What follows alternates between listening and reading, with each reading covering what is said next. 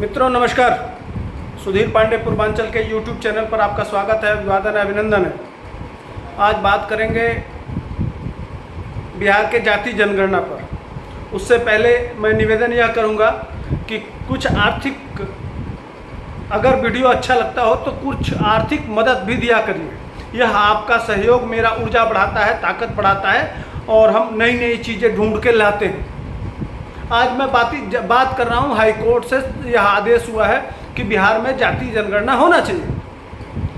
जज साहब जानते ही हैं बिहार में सिस्टम है, सिस्टम तो देगा भाई, कराइए। हालांकि वह हाई कोर्ट के बाद अब वह जो पिटिशनर हैं, जो इसके अगेंस्ट में लोग थे, वो सुप्रीम कोर्ट जाएंगे। सुप्रीम कोर्ट में टिकेगा कि नहीं टिकेगा वो आने वाला समय बताएगा। इसलिए कि कास्ट सेंसस कराने का अधिकार सिर्फ भारत सरकार को है, प्रदेश सरकार को नहीं है। अब समझ लीजिए कि जिसमें बिल्कुल रूल है, हमेशा भारत सरकार पूरे देश में गणना कराती है, जनगणना जिसको बोलते हैं। कभी भी कोई स्टेट सरकार नहीं कराती है। लेकिन चूंकि बिहार सरकार में इतना भ्रष्टाचार है, 1 करोड़ की लूट आज ही वैशाली में हुआ है। कल 3 लोगों की हत्या हुई, परसों एक भाजपा कार्यकर्ता की हत्या हुई। आए दिन हत्या, आप रोज खबरों में देखते होंगे। खासकर पटना शहर में मुखिया, भाजपा के जो नेता थे, उनकी पार्षद है, उनकी पत्नी, उनके पति की हत्या, यह रोज घटनाएं।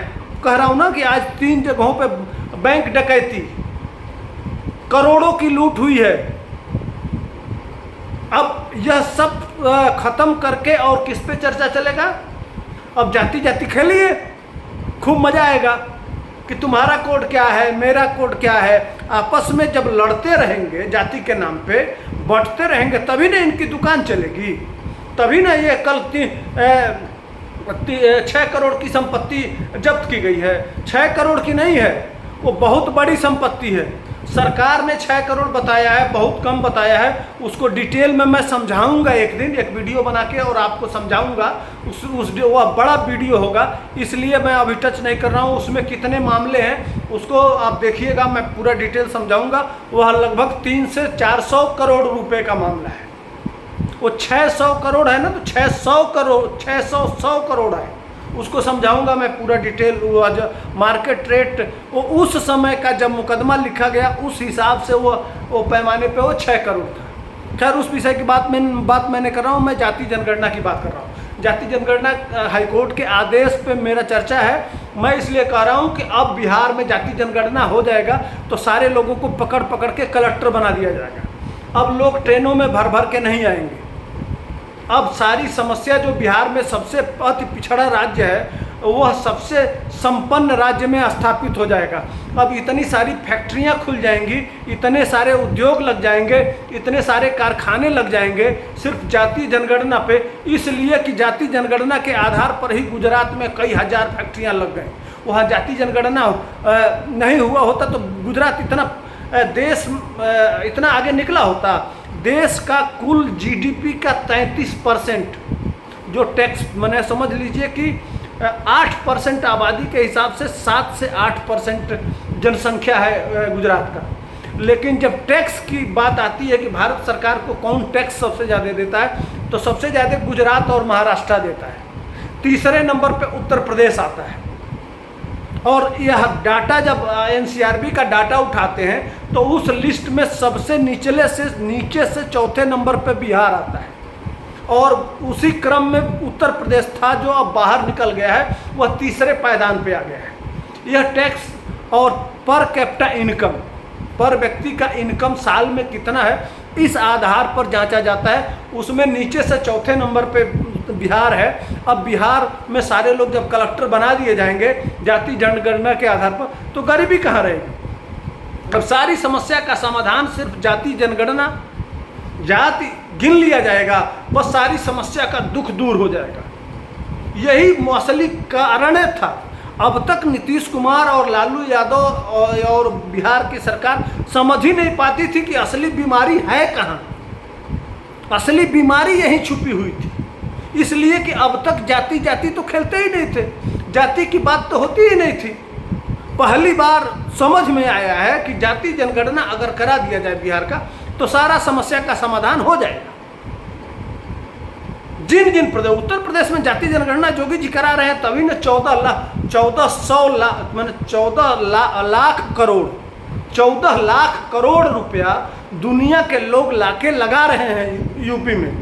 वो जाति जनगणना नहीं कराते तो इतना पैसा आता। हर जिले में मेडिकल कॉलेज बन रहा है, हर जिले में एक इंजीनियरिंग कॉलेज बन रहा है। उस पैसे से हर जिले में एक बड़ी सी फैक्ट्री लगाने की योजना है, हर गांव में एक जिमखाना होगा। तो इस तरह की योजनाएं उत्तर प्रदेश में उस 14 लाख करोड़ रुपए से लगाया जा रहा है। और बड़ी बड़ी सैमसंग से लेके और देश में और पूरा सेना के हथियार बनाने का कॉरिडोर बनाया जा रहा है।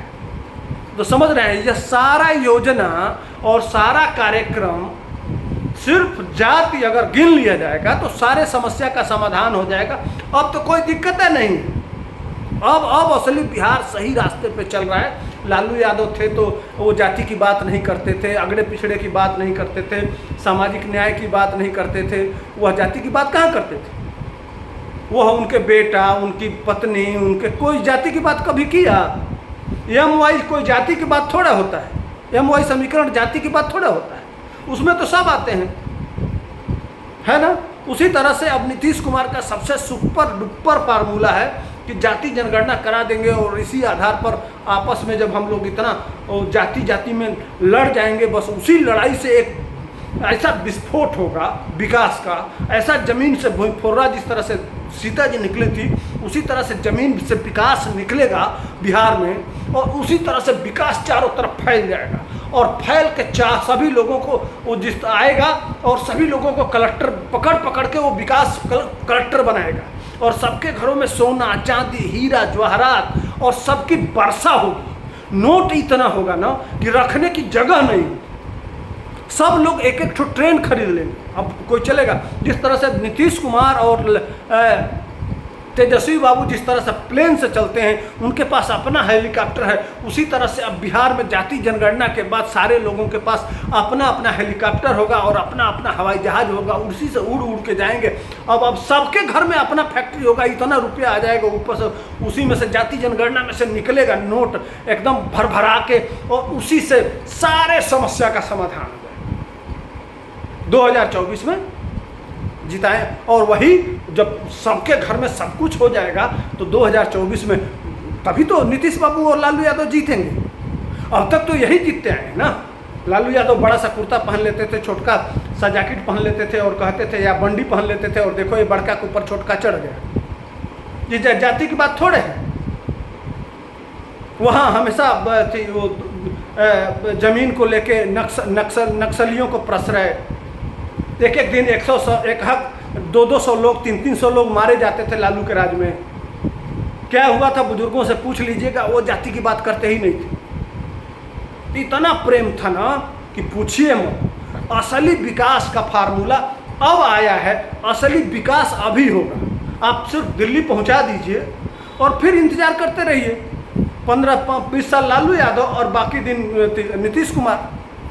बस अब यही भूल था जिसका सुधार हो रहा है, विकास के डेवलपमेंट का। देश में जितने विकसित प्रदेश हैं सब इसी फार्मूले को अपनाए, और इसी से अमेरिका से लेके Germany, Norway, Sweden, Denmark, Holland, Poland जितने देश हैं सब जाति जनगणना से ही तो इतने विकसित देश बने, इतने संपन्न बने। उसी फार्मूले को तो ढूंढ रहे थे। बहुत दिनों के बाद बुढ़ापे में दोनों लोग जब एक साथ मिले, लालू यादव तो और नीतीश कुमार, तो वो दोनों लोग मिलकर एक मिक्स बनाए। जिस तरह से केमिस्ट्री होता है ना, मिक्स बनाया जाता है तो उससे एक अलग चीज़ निकलती है। तो दोनों लोग मिले, इनका 18 साल 20 साल मिला और उनका 15 साल मिला। आपस में जब मिलाए तो एक रसायन पैदा हुआ, और उस रसायन से निकलता है जाति जनगणना, और उस जाति जनगणना से अब विकास का कल्याण होगा। सभी लोग कलेक्टर और सभी लोग अंबानी और अडानी और सबसे बड़े बड़े उद्योगपति बनने के लिए तैयार रहिए। आइए स्वागत करते हैं। इन्हीं के साथ अपने वाणी को विराम देता हूँ। जय हिंद, जय भारत। कुछ आर्थिक मदद करते रहेंगे ताकि माइक लेके निकल के इनकी बैंड बजाता रहूं और सारे लोगों को एक्सपोज करता रहूं। जय हिंद, जय भारत।